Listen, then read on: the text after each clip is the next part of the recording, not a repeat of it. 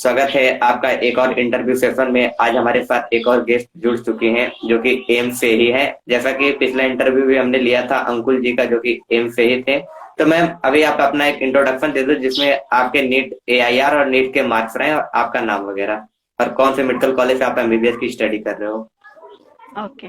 मेरा नाम प्रेरणा है। मैं एम्स देवघर से एमबीबीएस कर रही हूँ।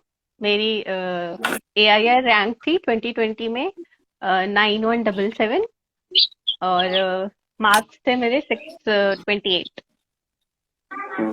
तो मैम, आपकी ये प्रिपरेशन की जर्नी जो रही है वह कब से स्टार्ट हुई थी। मेरी प्रिपरेशन की जर्नी एक्चुअली 11th से शुरू हो गई थी, क्योंकि मैंने डिसाइड कर लिया था कि मेरे को मेडिकल फील्ड में ही जाना है। तो 2018 से शुरू हुई थी, फिर 2019 में मैंने 12th किया था and 2020 was my drop year. तो एज ए आपको इंस्पिरेशन कहाँ से मिला था कि नहीं, मुझे डॉक्टर ही बनना है और नीट एग्जाम देना है। इंस्पिरेशन एक्चुअली मैं 9th से मैं कोटा चली गई थी, तो वहां पे माहौल ऐसा होता है कि आप दो फील्ड्स को मेजरली देखते हैं, एक इंजीनियरिंग और एक मेडिकल। तो मेरे को दोनों में ज्यादा बेटर मेडिकल ऑप्शन लगा कि एज अ सर्विस आप प्रोवाइड कर सकते हो, काफी अच्छे काम कर सकते हो। दैट्स व्हाई मैंने चूज किया। तो अभी आप एम्स देवघर से एमबीबीएस कर रहे हैं, जो कि एक नया एम्स कॉलेज है, क्योंकि ज्यादातर लोग एम्स के नाम ले तो फिर एम्स दिल्ली, एम्स ऋषिकेश वगैरह जानते हैं। तो अभी एम्स देवघर की वह लाइफ स्टाइल कैसी है, कैंपस कैसा और फैसिलिटीज वहां पे कैसी हैं। अभी नया एम्स है तो थोड़ी बहुत प्रॉब्लम तो ऑब्वियसली होती है, बट स्टिल जितना भी है काफी हमें सर्विसेज मिलती हैं, फैसिलिटीज मिलती हैं। एकेडमिक्स के मामले में काफी अच्छा है। वहाँ के टीचर्स काफी सपोर्टिव हैं एंड जो भी प्रोवाइड कर सकते हैं अपनी तरफ से वो पूरा अपना 100% देते हैं। एंड फैसिलिटीज वगैरह हॉस्टल्स भी काफी अच्छे हैं हमारे। इनफैक्ट हमारे रूम्स काफी बड़े हैं और जो वॉशरूम्स वगैरह है वो भी अटैच्ड है। तो ऐसी फैसिलिटीज आप बेसिकली एक्सपेक्ट नहीं करते हो किसी मेडिकल कॉलेज में कि ऐसे मिलेगा नए नए में। तो उस बेसिस पे काफी सही है, और अभी हमारा नया कैंपस भी बन गया है तो ठीक है, अच्छा है। तो ये नीट प्रिपरेशन के लिए जो तीन सब्जेक्ट होते हैं, फिजिक्स, केमिस्ट्री और बायोलॉजी, इसके लिए आपकी अपनी तीनों सब्जेक्ट के लिए क्या स्ट्रेटजी रही थी।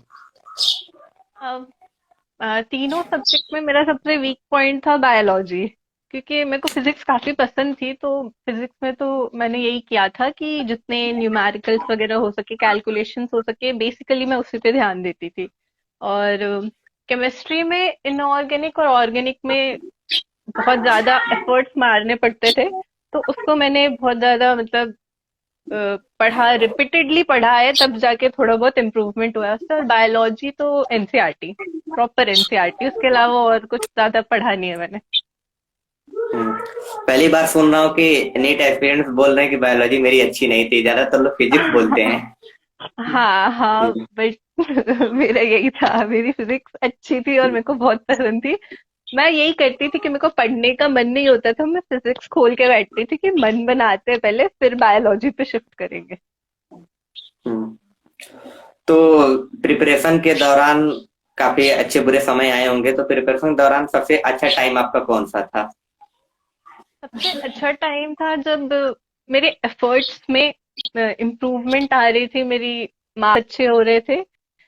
और एक टाइम ऐसा आया था जब मैंने आउट ऑफ स्कोर किया था फिजिक्स और केमिस्ट्री दोनों सब्जेक्ट में एक साथ। तो वो पॉइंट मेरे लिए सबसे अच्छा पॉइंट था कि हाँ, मेरे एफर्ट्स अभी रंग ला रहे हैं।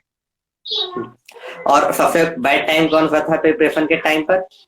सबसे बैड टाइम इनिशियल डेज ही थे कि मतलब ड्रॉप ईयर में होता है कि आप अपना मतलब कॉन्फिडेंस वगैरह लूज कर जाते हो, तो उस टाइम पे होता है कि आप एफर्ट डाल रहे होते हो, तो आपको बुरा लगता है कि बुरा लगता है कि आपके एफर्ट्स जो है वो उतना नहीं निखर के आ रहे जितना आप चाहते हो। तो वो पॉइंट सबसे बुरा था। उस पे फिर फैमिली वगैरह, फ्रेंड्स वगैरह ने काफी सपोर्ट किया। तो उसमें जाके थोड़ा मैं ऐसे आइसोलेशन में चली गई थी बिल्कुल। सोशल इंटरेक्शन वगैरह बंद कर दिया था मैंने, किसी रूम से बाहर नहीं निकलना, किसी से बात नहीं करना। एक फेज ऐसा आया था, तो धीरे धीरे करके उससे निकली। फ्रेंड्स और फैमिली के सपोर्ट की वजह से। हम्म। तो एज ए बेसिकली आपके मोटिवेशन का क्या सोर्स था? जैसे हर एस्पिरेंट्स के लिए जरूरी होता है कि उसका मोटिवेशन बना रहे हमेशा, तो आपके लिए वो मोटिवेशन का क्या सोर्स था? मोटिवेशन एक्चुअली मेरे को अपनी कोचिंग से ही मिलती रहती थी, क्योंकि हमारा कोचिंग मतलब एलएन था, वहां पे काफी टीचर्स आके सपोर्ट करते थे और बहुत सारे आइडियाज देते थे और मोटिवेट करते थे कि आपको आपने जो चीज सेलेक्ट किया है वो इजी नहीं है, तो आपको उसके लिए थोड़ी मेहनत करनी पड़ेगी। तो सोर्स मेनली वहीं से आता था, और थोड़े बहुत पेरेंट्स भी करते थे कि एफर्ट्स करो, आगे जाके लाइफ सक्सेसफुल होगी।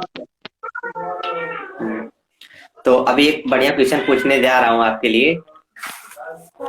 तो ये है कि जिस टाइम आपका रिजल्ट आया था और पता चला कि सिलेक्शन हो गया है आपका, उस जी, वक्त पेरेंट्स का क्या रिएक्शन था आपकी?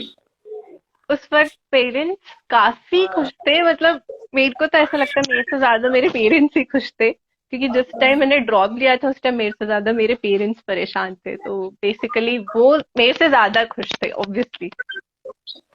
हम्म। तो बेसिकली मॉक टेस्ट आपने दिया था? मॉक टेस्ट, हाँ एलएन में जो होते थे ऑफलाइन वो मैं देती थी।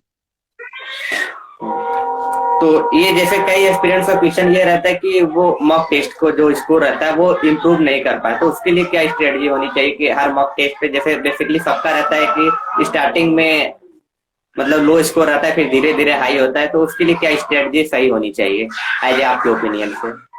उसके हिसाब से मैं तो यही करती थी, मैं पूरे वो चैप्टर्स हाईलाइट कर लेती थी जो मेरे वीक है, जिन पॉइंट्स पे मेरे क्वेश्चंस गलत हो रहे हैं वो चैप्टर्स में सबसे पहले जाके हाईलाइट करती थी।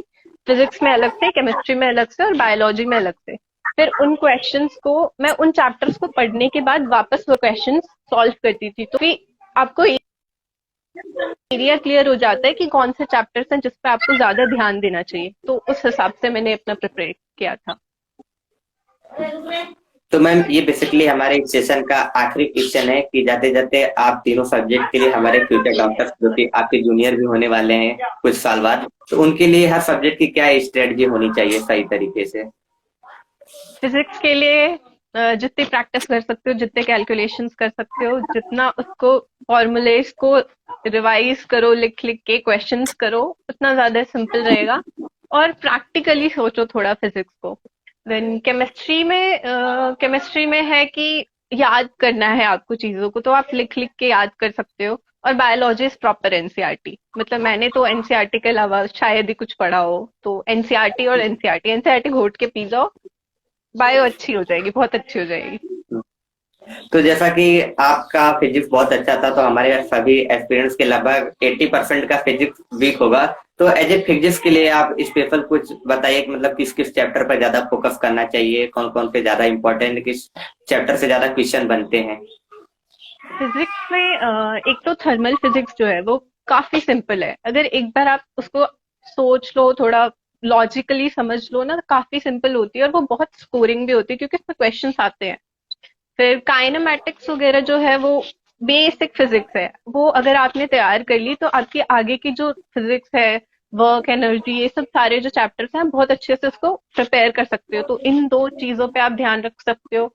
और इलेक्ट्रिसिटी वाला जो पोर्शन है उस पे थोड़ा ज्यादा आपको फोकस करना पड़ेगा, ज्यादा टाइम देना पड़ेगा, क्योंकि वो थोड़ी सी मतलब डिफिकल्ट होती है समझने के लिए, तो कुछ बेसिक चैप्टर्स है जिसको आप परफेक्ट कर लो तो आपकी फिजिक्स बढ़िया हो जाती है। तो मैम जाते जाते कुछ ऐसे वर्ड्स या फिर कुछ ऐसे लाइनें बोलती जाइए जो कि हमारे फ्यूचर डॉक्टर्स को काफी मोटिवेट करें उनके मतलब ड्रीम को अचीव करने में। जाते जाते बस यही बोलूंगी, अपने ऊपर भरोसा रखो, क्योंकि वो है तो सब कुछ है फिर, और वो नहीं है तो कुछ भी नहीं है। बस कितना भी लो टाइम आए, इतना ध्यान रखना कि आपने जो भी एफर्ट्स डाले हैं वो एक दिन जरूर रंग लाएंगे। मे भी हो सकता है टाइम लग जाए, पर लाएंगे जरूर। तो thank you very much ma'am, आपने अपना कीमती टाइम दिया। हम इन फ्यूचर आपके साथ और भी सेशंस करेंगे जो कि हमारे फ्यूचर डॉक्टर्स के लिए होगा। Thank you very much.